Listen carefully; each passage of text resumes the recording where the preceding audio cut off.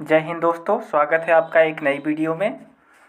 देखिए ये हमारी वर्ल्ड मैप सीरीज का छठवां वीडियो है। इस वीडियो में हम जो हमारा इंडिया है, इंडिया के जो पड़ोसी कंट्री हैं उनके बारे में समझेंगे, क्योंकि हमें पूरा वर्ल्ड समझना है। वर्ल्ड मैप की सीरीज चल रही है, तो वर्ल्ड मैप में सबसे पहले हम इंडिया को बाद में समझेंगे, पहले उसके पड़ोसी और पूरे वर्ल्ड को समझेंगे। और पड़ोसी कंट्रियों में सबसे पहली कंट्री जो है उसको हम पाकिस्तान को ही कवर करेंगे, क्योंकि ये हमारा ही बच्चा है, हमारे ही देश का पहले हिस्सा है। 47 में जब आज़ादी के समय ये हमारे देश से अलग होके नया देश बना था। तो इसी के बारे में पहले समझते हैं। देखिए जो पाकिस्तान है ये हमारे देश के दक्षिण में पड़ता है। एक चीज़ और बता दें, हम यहाँ पे एक चीज़ पहले समझ लीजिए।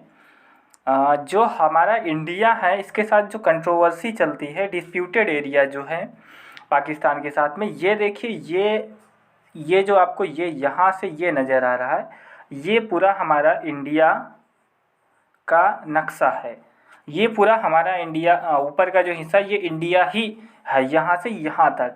लेकिन जो ये वाला भाग है आपको दिख रहा होगा, ये वाला भाग पाकिस्तान के कब्जे में है वर्तमान में। लेकिन ये हमारा हिस्सा है, हमारा था, हमारा है और हमारा ही रहेगा।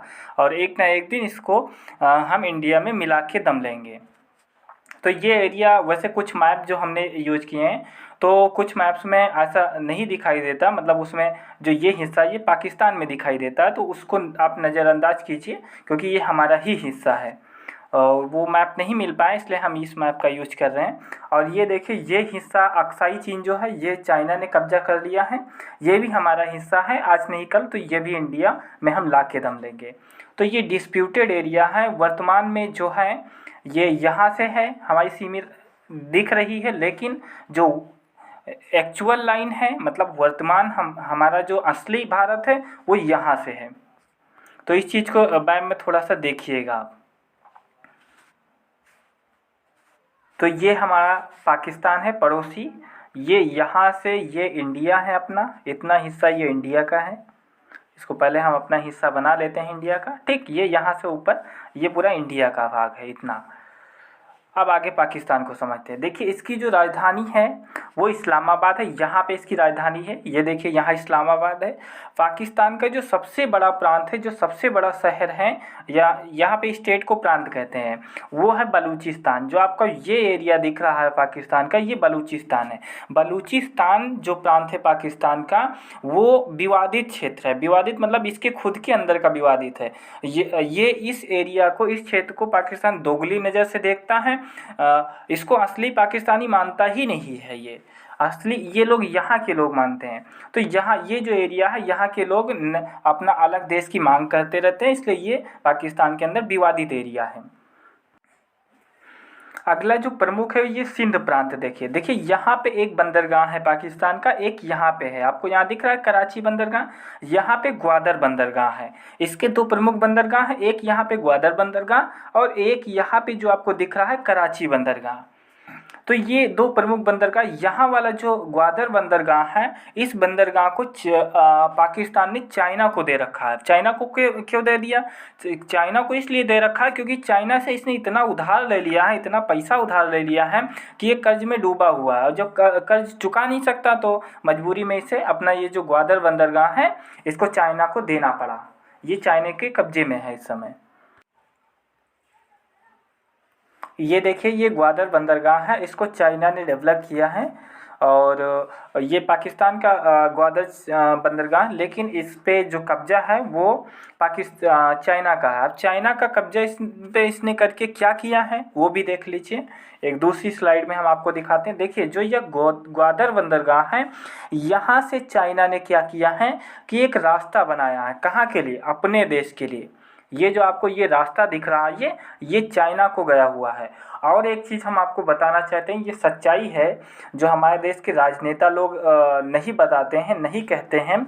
जो ये सीपीईसी है, इसको सीपीईसी कहते हैं। ये जो रोड गई है चाइना ने ग्वादर बंदरगाह से लेकर और चाइना तक जो रोड बनाई है, इसको कहते हैं सीपीईसी। सीपीईसी का मतलब होता है चाइना पाकिस्तान इकोनॉमिक कॉरिडोर, यानी चाइना पाकिस्तान आर्थिक गलियारा।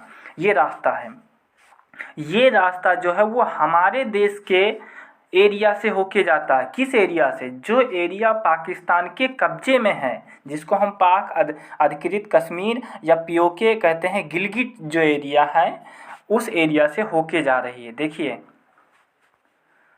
तो ये हमारे देश के लिए बहुत ही नुकसानदायक चीज़ है और भविष्य के लिए बहुत ही ख़राब होगा। लेकिन इसको हमारे देश के राजनेताओं को समझना चाहिए। तो ये हो गया CPEC जो कि पाकिस्तान के ग्वादर बंदरगाह से होकर चाइना तक जाती है। भारत और पाकिस्तान के बीच में जो ये सीमा रेखा है, सीमा रेखा को LOC कहते हैं, मतलब लाइन ऑफ कंट्रोल कहते हैं। अब देखिए, इसका जो ये पंजाब प्रांत है, पंजाब प्रांत में ज़्यादातर आपको जो इसके अधिकारी गण होते हैं, मतलब जैसे हमारा देश है तो हमारे देश में जो नेता होते हैं वो ज़्यादातर दिल्ली में रहते हैं। वैसे जो पाकिस्तान है, पाकिस्तान के ज़्यादातर जो नेता होते हैं वो पंजाब प्रांत में रहते हैं। ग्वादर बंदरगाह के पास में यहाँ पे एक पर्वत है जिसको मकरान की पहाड़ियाँ कहते हैं, और मध्य भाग में एक पर्वत है जिसे सुलेमान एवं किरथर की पहाड़ियाँ कहते हैं। इस भाग में यहाँ पे मिलती हैं पहाड़ियाँ, और यहाँ पे मकरान की पहाड़ियाँ मिलती हैं। पाकिस्तान और अफ़गानिस्तान जो ये बॉर्डर है, इस बॉर्डर की जो लाइन है इसको डूरेंट लाइन कहते हैं। अगर फिजिकली देखा जाए तो ये डूरेंट लाइन इसको पाकिस्तान और अफ़गानिस्तान को अलग करती है। और यहाँ पे एक पर्वत भी है, जो यहाँ पे ये पर्वत है इसको कहते हैं हिंदुकुश पर्वत। हिंदुकुश पर्वत अफ़गानिस्तान और पाकिस्तान को अलग करने का काम करता है। जो आपका पाकिस्तान को आपको ये दिख रहा है खैबर पख्तूनख्वा, ये एक शहर है, इसका प्रांत है खैबर पख्तूनख्वा। ये आतंकवाद पीड़ित है, चूँकि ये आतंकवाद खुद पैदा करता है तो गड्ढा खोदता है, तो इसके यहाँ खुद का गड्ढा है। ये जो एरिया है खैबर पख्तूनख्वा का, ये आतंकवाद पीड़ित एरिया है। चलिए आगे देखते हैं। देखिए, जो दुनिया की सबसे पहली यूनिवर्सिटी है जिसको तक्षशिला यूनिवर्सिटी कहते हैं, ये विश्व की पहली यूनिवर्सिटी थी। ये वर्तमान में पाकिस्तान के इस्लामाबाद के पास में स्थित है, जिसको तक्षशिला विश्वविद्यालय कहते हैं।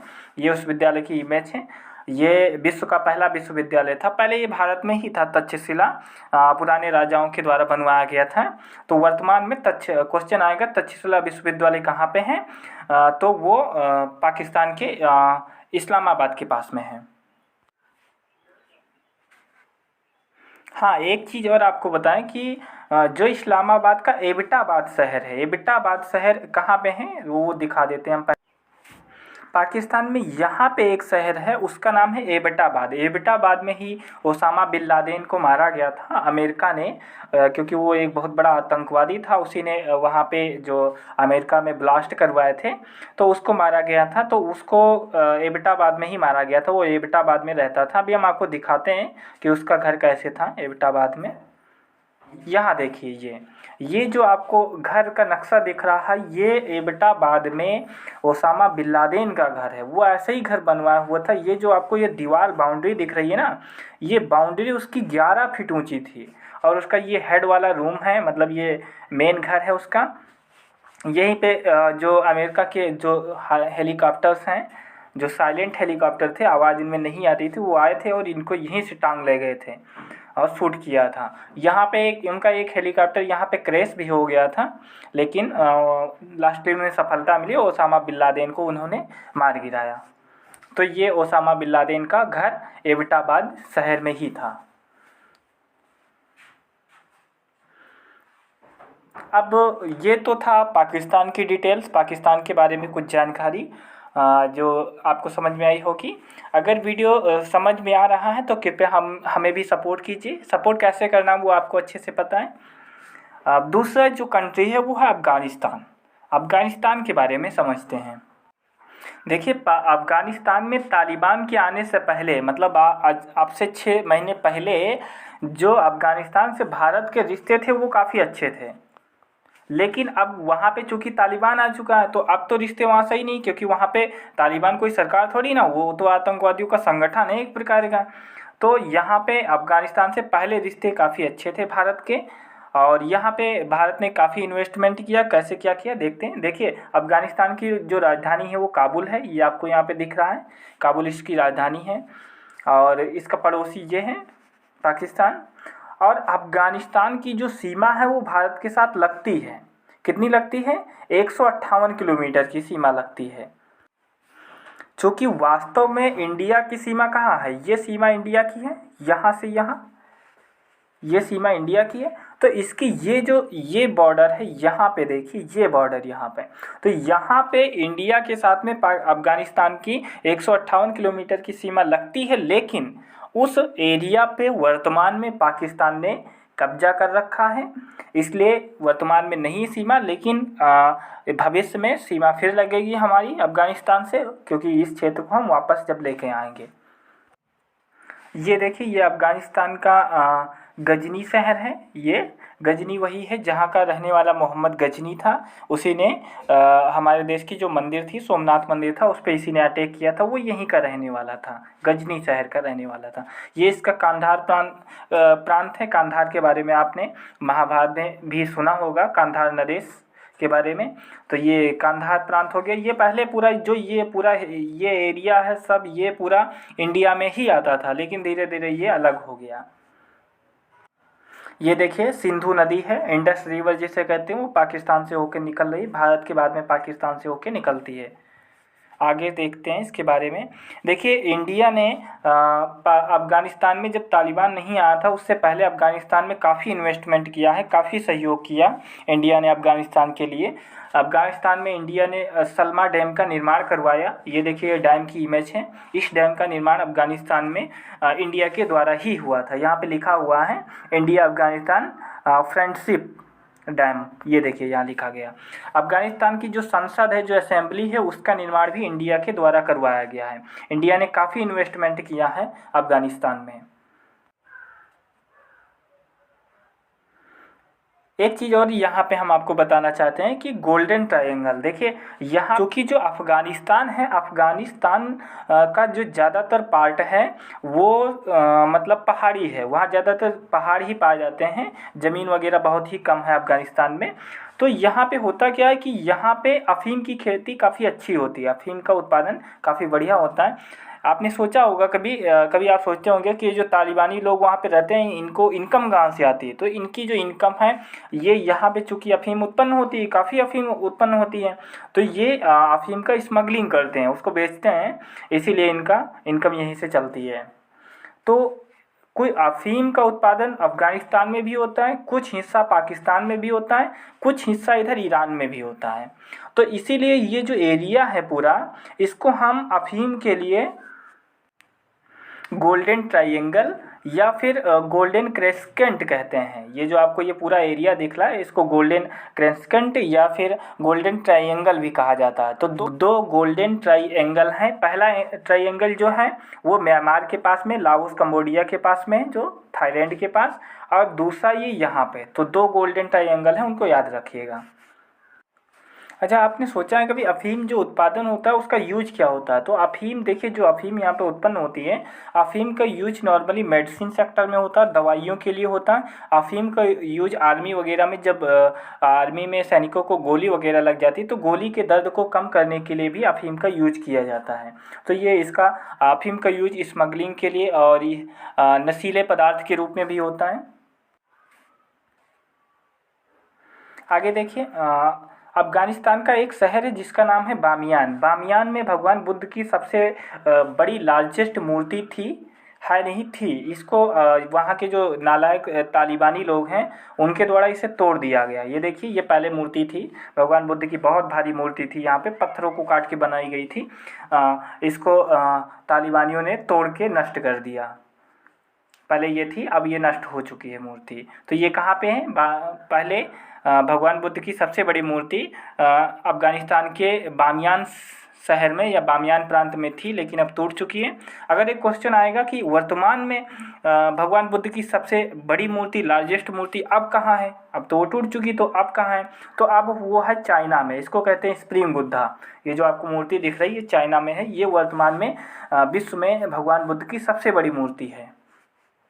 एक क्वेश्चन अगर और आएगा कि सबसे बड़ी मंदिर कहाँ है, मतलब भगवान बुद्ध की सबसे बड़ी मंदिर, तो भगवान बुद्ध की सबसे बड़ी मंदिर जो है वो इंडोनेशिया की राजधानी बाली में है। इंडोनेशिया का शहर जो बाली है वहाँ पे है। ये देखिए ये मंदिर है, ये इंडोनेशिया में है। तो सबसे बड़ी मंदिर भी पता चल गई और सबसे बड़ी वर्तमान में मूर्ति जो है वो भी पता चल गई। एक चीज़ और आपको हम बताना चाहते हैं कि इंडिया ने जो ईरान है, ईरान में एक बंदरगाह है जिसको कहते हैं चाबहार बंदरगाह। ये जो आपको यहाँ पोर्ट दिख रहा है ये चाबहार पोर्ट है। चाबहार पोर्ट को इंडिया ने डेवलप किया है। अब क्या ज़रूरत थी डेवलप करने की, तो ज़रूरत समझिए, इसको डेवलप करने से ईरान से हमको जो पेट्रोलियम है वो मिलता है, व्यापार होता है ईरान से। और जो इसको डेवलप करने का उद्देश्य ये था इंडिया का कि यहाँ से होते हुए हम पहुँच जाएंगे अफ़गानिस्तान बॉर्डर। अफ़गानिस्तान बॉर्डर से इंडिया ने यहाँ से अफ़गानिस्तान तक एक सड़क का निर्माण किया। सड़क का निर्माण क्यों किया? अफ़गानिस्तान तक पहुँचने के लिए, अफ़गानिस्तान तक अपनी पहुँच को मजबूत करने के लिए इंडिया ने ईरान में चाबहार बंदरगाह को डेवलप किया और वहाँ से एक सड़क का निर्माण कार्य चालू किया अफ़गानिस्तान तक।